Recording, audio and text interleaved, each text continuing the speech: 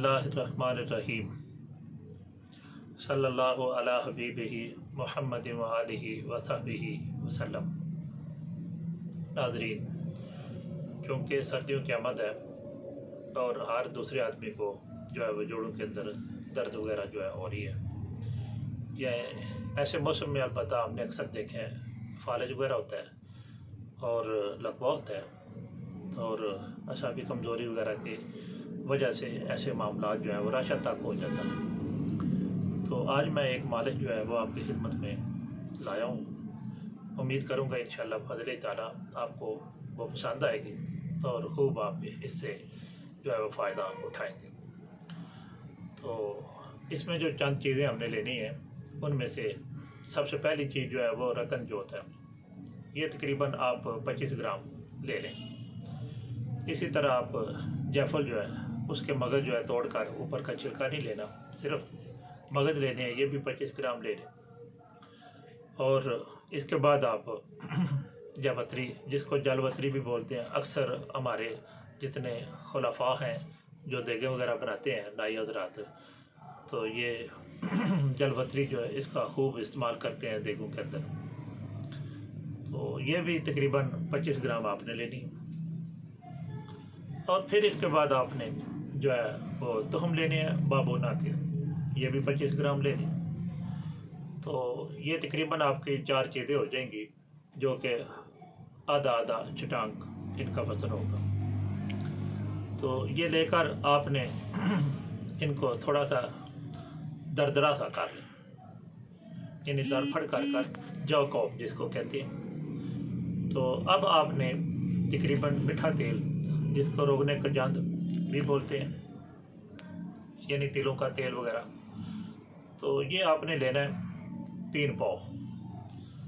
तो बर्तन में डालकर किसी भी छोटी सी कढ़ाई में, तो अलबत्ता दरमियाने दर्जे की हल्की सी आग जो है वो लगा दें। तो जब आपका ये मीठा तेल जो है ये गर्म हो जाए, तो अब ये सारी चीज़ें जो है इनका जो बुरादा बुरा वगैरह जो आपने बनाया हुआ था चूरा, तो वो इसमें छोड़ दें। अब तकरीबन 1.5 से 2 घंटे तक बिल्कुल हल्की आग रखें, ताकि ये सारी चीज़ें जो है आहिस्ता आहिस्ता वो इसके अंदर जो है वो जल जाए, बिरियाँ हो जाए। तो आपका तेल जो है उसके अंदर आग नहीं लगनी चाहिए, उसको ज़्यादा जोश भी नहीं आना चाहिए। अदरवाइज़ मैंने देखा है कि नीचे से आग जो है वो जैसे तेल की जाती है तो वो कढ़ाई के अंदर आग लग जाती है और सारा कुछ फिर जल जाता है। तो जैसे ही तेल का रंग जो है वो सुर्खी माइल हो जाएगा, लाल रंग का आपका तेल हो जाएगा, तो अब ये कि आपकी चीज़ें भी जल गई हैं, तो आग को बंद कर दें। तो अल्हम्दुलिल्लाह आपने ये चीज़ें जो है जब जला ली हैं, तो तेल आपने फिर नितार लेना है, भून लेना है। तो भून कर इसको महफूज कर लें। जब ये ठंडा हो जाए, तो अब आपने फिर तकरीबन आधा चटांक जो है रोगने तारबीन जो है वो खालिश असल लेकर, तो वो भी आपने इसके अंदर मिक्स कर देना। तो अल्हम्दुलिल्लाह आपकी जो है वो मालिश तैयार हो गई है। मालिश क्या है, कमाल ही क्या ही कहने, बड़ी ज़बरदस्त किस्म की ये मालिश है। जो दोस्त अहबाब कहते हैं कि यूट्यूब के ऊपर, चैनल के ऊपर लोग ऐसी वैसी बातें कर देते हैं, हुक्कामा जो है वो किसी को अपना नुस्खा जो है वो मुकम्मल नहीं देते, तो ये मैं इस बात को झूठ कर कह दूँगा इंशाअल्लाह और करूँगा। ये देखें, मैंने रसूल अरबी सल्लल्लाहु ताला अलैहि वसल्लम की सुन्नत रखी हुई है कि ऐसी कोई बात नहीं कि सारे लोग जो हैं वो झूठ बोलते हैं, सारी उंगलियां एक जैसी होती हैं, ये गलत बात है। इंशाअल्लाह फज़ल ताला हम जो बात करते हैं तो वो डंके की चोट पर करते हैं और बिल्कुल उस दो को इजाहत दस्तों, हम सच का दामन जो है उसको नहीं छोड़ते। ये हकीकत के ऊपर मबनी बिल्कुल जो मेरा अल्हम्दुलिल्लाह चलता हुआ मालिश का तेल था वो मैंने आपकी खिदमत में रखा। कोई अज्जा इसमें से मैंने वो छुपाया नहीं, ना नुस्खा अधूरा दिया, मुकम्मल दे दिया।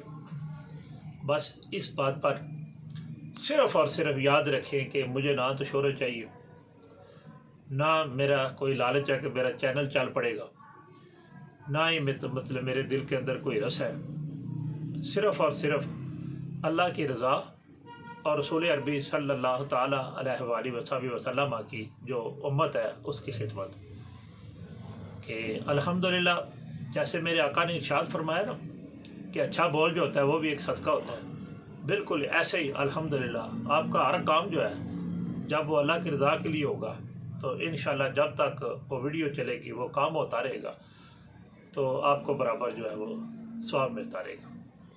تو اپنی ذریعہ نجات کے لیے، آخرت کے لیے ایسی چیزیں ہم آپ لوگوں کی خدمت میں پیش کر دیتے ہیں، تو انشاءاللہ کرتے رہیں گے۔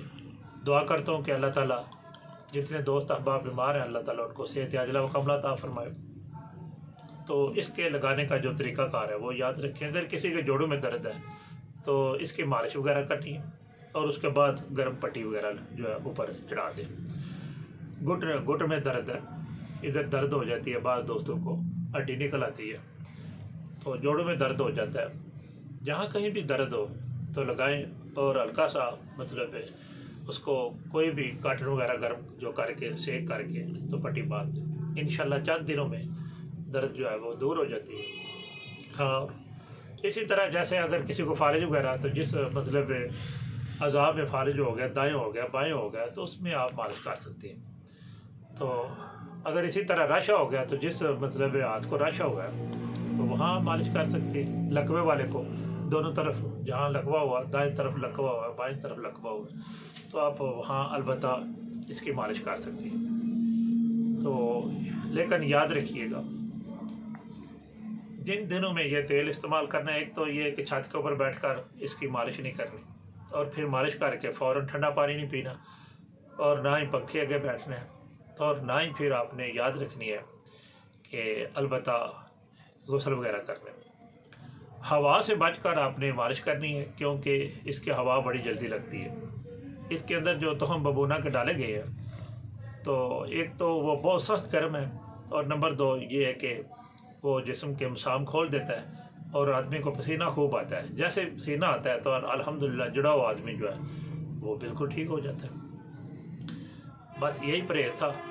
اس میں یخنی استعمال کریں، بکرے کا گوشت، چھوٹا گوشت، انڈے وغیرہ استعمال کریں۔ اگر بلڈ پریشر نہ ہو تو چند دنوں میں انشاءاللہ فضل تعالیٰ یہ اپنی افادیت جو ہے وہ خود ظاہر کر دیتا ہے۔ بہت مہربانی، بہت شکریہ۔ فی امان اللہ و رسولہ صلی اللہ تعالیٰ علیہ وآلہ وسلم۔ السلام علیکم ورحمۃ اللہ وبرکاتہ۔